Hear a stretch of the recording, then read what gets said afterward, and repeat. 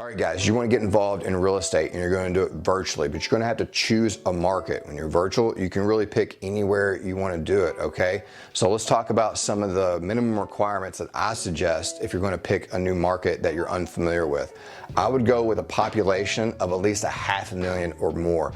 This doesn't necessarily mean that the major city has to be 500,000, but you might have a metropolis around the area. Like I'm from Louisville, Kentucky. I have counties around that, and even southern Indiana, which are not 500,000, but the whole metro area is over 1 million people, and that's just going to guarantee that you can find some motivated sellers. Okay, we want to have a nice pool of people that want to sell a property, and even more important than that, we want to make sure that there's enough buyers for that. If there's not enough population, it's just going to be really difficult to move a deal. Can you move a deal in a rural area? Absolutely, usually through novation and listing properties, but we want to just set you up for success in the beginning and make sure you're focusing on the area that actually has enough people in it to do some deals. Okay, the next one being is we want the minimum home price to be at least $200,000. It's difficult when you get into some super rural areas where every house is $40,000 and $50,000 and you're trying to make a $50,000 wholesale fee. It's just extremely difficult when the pricing doesn't necessarily match up. Okay, and I'm sure there's some anomalies to this, but you guys get to choose a market.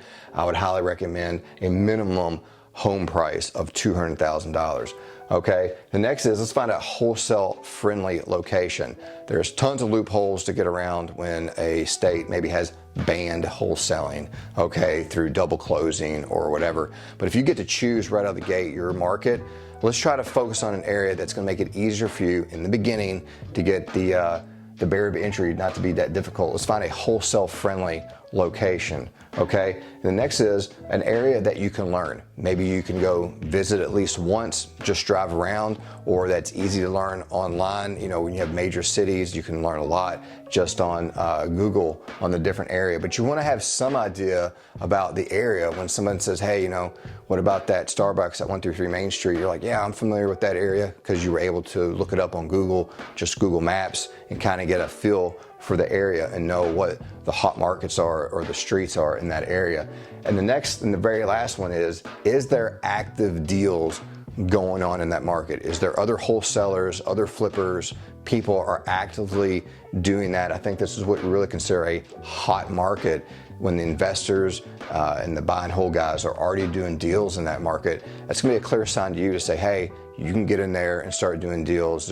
Even if you feel it's oversaturated, still give it a shot and get where, there's definitely plenty of deals to go around in any area, okay? If you guys are virtual or you're in real estate, let me know in a comment below in what market you're in, and I'll see you on the next video.